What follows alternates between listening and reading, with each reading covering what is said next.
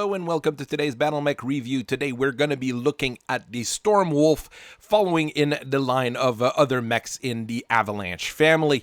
This is the latest in the Avalanche family. You can probably tell here from the body shape. Of course, this one has full arms on most models. I mean, I don't think I've seen a config without full arms, to be honest, but you could probably stick the Wendigo's little stubby arms with a pair of ER medium lasers on it if you wanted. It's a very different mech, though, compared to the other ones, even though, I mean, it shares the same chassis, and it does share some design similarities.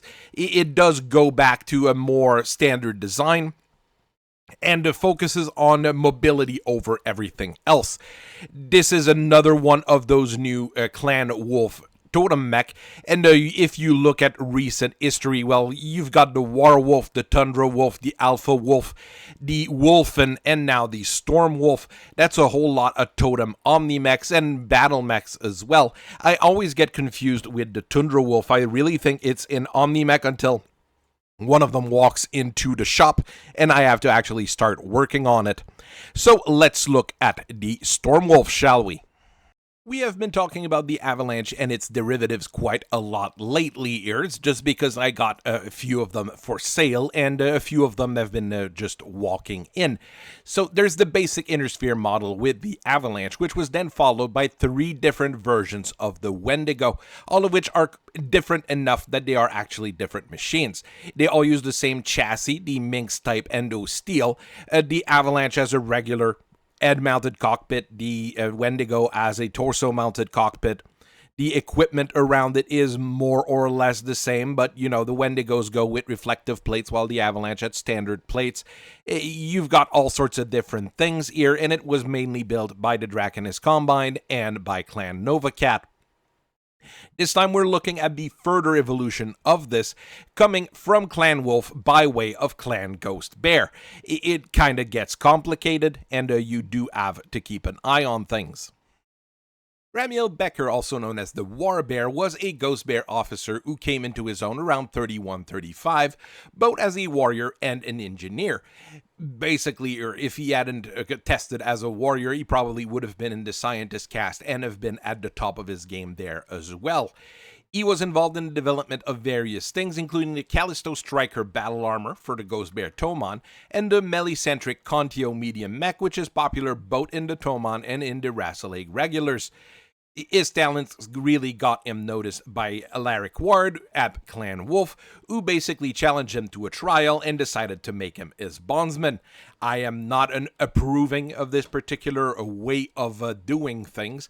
Probably would have been better if Alaric had just negotiated things all over the place, but that's just not really how the clans do things. They do like getting into fights and claiming people as somewhat slaves, even though they pretend they don't support slavery. Clan culture is weird, okay? Ramiel Becker primarily served as an aide to Alaric Ward as he planned to take over of Terra, focusing a lot on designing new weapons for the Wolf's Tomon. Big machines he designed at first here with the Amarok and the Crucible, the Amarok being a standard big brawler assault mech, which is quite scary and quite tough. It's one of my favorite here in the current era, I would say. I have a friend who pilots one and he's really happy with it. And the Crucible is, well, what the Annihilator wishes it was, with 4 very big guns, fairly mobile and really scary. He also saw the potential in the Avalanche and started designing the Stormwolf out of its shell. So we've got quite a few different mechs being designed by a single guy. The Stormwolf's actual trial by fire came during the Battle of Terra as the first machines started walking off the factory in 3149 and were just being packed for the fight there. In that particular fight, they originally faced the Republic of the Sphere's Defender of Earth throughout the entire planet, and then they fought the Clan Jade Falcon in the Big Ill Clan trial. It wasn't a glorious machine, it didn't win anything on its own, but it served remarkably well as a workhorse brawler mobile striker, supporting the smaller Wolfen and the larger Warwolf. Basically, wolf, wolf, wolf, wolf, wolf, wolf, wolf, fellow Wolfman. I have a problem with their naming convention, especially since we've got the Savage Wolf as well. It gets boring if everything's called the same. The Stormwolf is an Avalanche derivative at 50 tons, so you've got the same chassis here that Minx chassis made out of endo steel, and this one is protected by 10 tons of laser reflective plates, which is about half a ton more than most Avalendigos and a little bit more than the Centurion Omni, but it's still, in that sweet spot here for a 50-ton mech. It does go with a larger engine than the base Avalanche here with a 300 XL that is also tied to a supercharger. The musculature is also enhanced by mask, meaning that you can go really, really fast. Your cruising speed is around 97 kilometers per hour in a straight line, and you can easily super cruise around 120, 130 kilometers per hour by turning one and then the other system on and off. It gets a little bit annoying, but it works fairly well. In the end, you also have a top speed of around 162 kilometers per hour when you turn both things on and just go straight. You got 10 double heat sinks to keep you cooled, which is often not enough if you start mounting a lot of lasers, but it's reasonable on a 50-ton mech. If that wasn't enough, you also get a full set of Grand Thrust Mark III jump jets, allowing you to bounce 180 meters. That's a lot of investment in mobility on a single mech, but in some situation, it might very well save your life. There are things, though, that I regret about this year. I mean, it's a big investment in mobility, if you ask me, and the supercharger could have been pod-mounted. So why really hard-mount it? Unless it makes things a little bit easier for the tech, I guess, but not even that much. Same with the jump jets, if you should really leave them off on a machine like this until you really know you need them.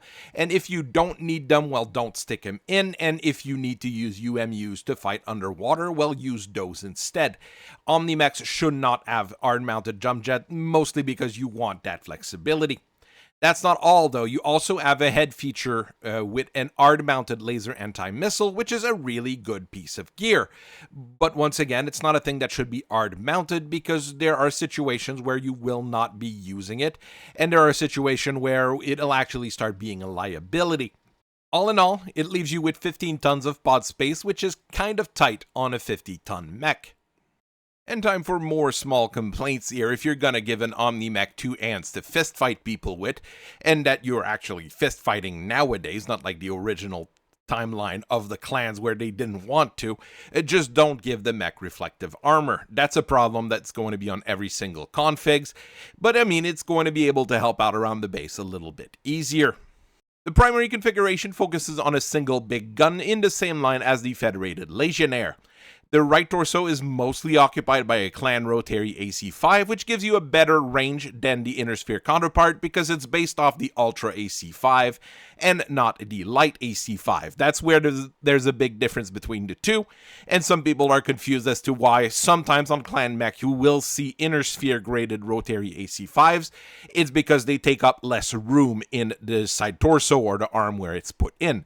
It has its advantages. You get 3 tons of case-protected ammo on the other side, and it's more than enough for a regular engagement. For additional support, you do have an ER medium laser and a light tag, but you will see a lot of them replacing the light tag with a standard ER small laser if they don't have any buddies with missiles or things like that. I mean, it's an easy swap to do. Alpha configuration is a scout. Well, the speed gives it the ability to be a scout, and it has the equipment to be a scout, but this one also has the ability to burn people alive. It has a torso-mounted active probe, which gives you the ability to find hidden targets, counter ghost targets that are fairly popular if people are using ECM nowadays. So it's quite functional right there. For offensive weapons, you get a pair of shoulder-mounted 6-stunner guns, starting with a plasma rifle, which is an inner sphere grade weapon, yes, but there's no clan grade plasma rifle. Well, not really at this point in time. You get 2 tons of shooting foam on there, so you are able to stay in the fight decently long with that gun.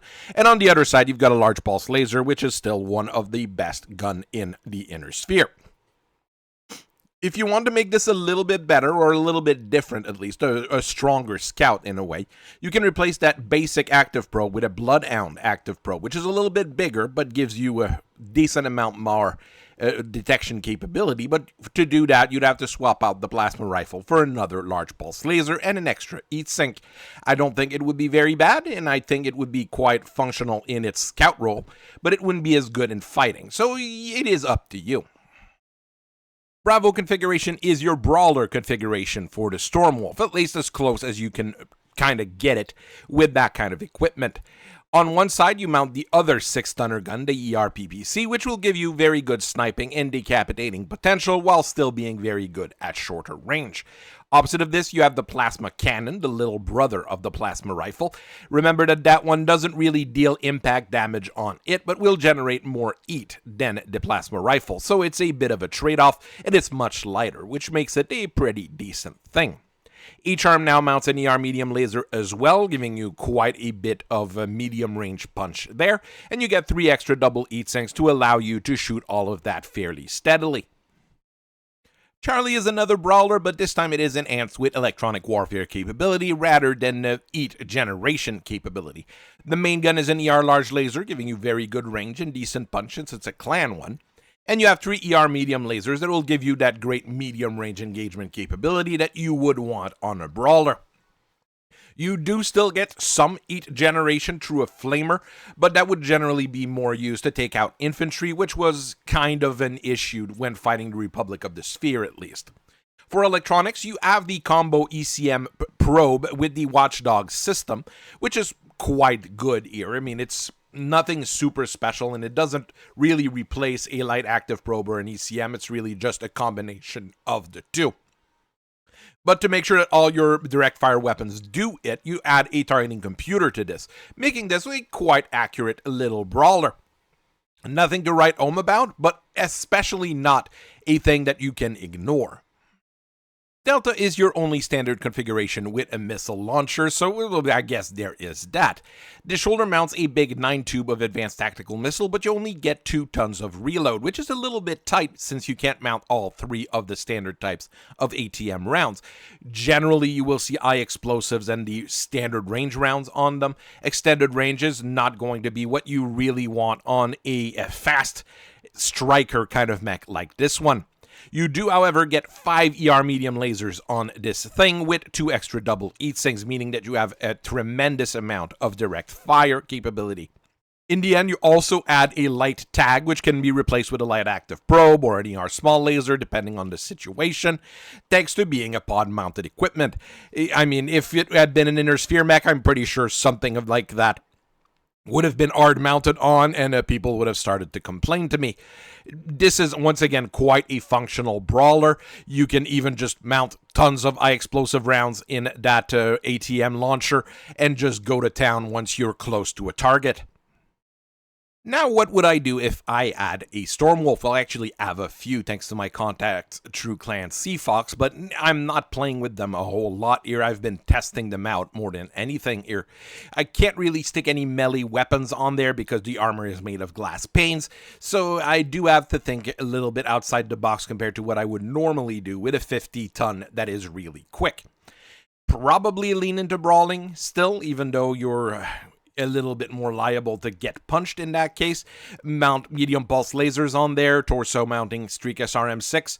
That would be a very basic and a very Avalanche-like, let's say, kind of combo, but it would probably work fairly well. Another thing you can easily do here is sink into that mobile sniper role, an ERPPC or an ER large laser on each shoulder, extra heat sinks, and just jump around and run real quick to get into position to take people out. There are other things you would probably be able to do with a Stormwolf.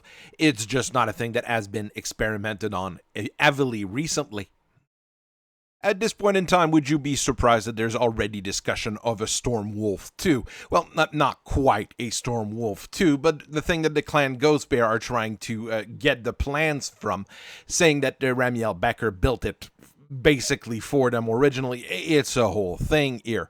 We have the rumors here of that Storm Bear coming out, which would basically be the Avalanche 4, 3.5, Stormwolf 2. Not quite sure here. Big difference would be to use the standard ferrofibrous armor rather than the reflective armor on the base design, giving you a better coverage, and you can even use some of the saved weight to add extra built-in double heat sinks. The other thing that we've heard from it here is that the laser AMS and the superchargers are unloaded from the base chassis, so you would be able to mount them in pods and save that space internally. Not a big change, not a big thing. It's not in production yet. I've got nobody at Bergen telling me that they're building it or at any of the Bergen affiliates, but it is a thing that to keep an eye out for. I am honestly not that sold on the Stormwolf. There are many things on it that are better than the Wendigo and even the Avalanche. Torso cockpits on mediums is really not a great idea. But there's just a few things that I don't like. Mainly its focus on mobility on top of having reflective plates. Start moving things around and maybe it would be a little bit better. Reflective armor is also great on paper, but once the shooting starts, it makes a difference against some things until, you start falling on your butt because of impacts from autocannons and things like that. And that's when the armor just shatters. So it's good. It's probably one of the better modern armor types that are available. But I do see the restriction and the limitations of it. A lot of the stock configuration, though, are not awful. They're actually pretty good once you figure out what you take advantage of. It really is a case of take it and leave it. And if you have access to the Stormwolf, either through the Wolves or through any forms of salvage, it's probably not a bad mech to add to your collection. So I hope you guys have a nice rest of your day. I thank you for listening to me for so long, and I will see you guys later. Bye-bye.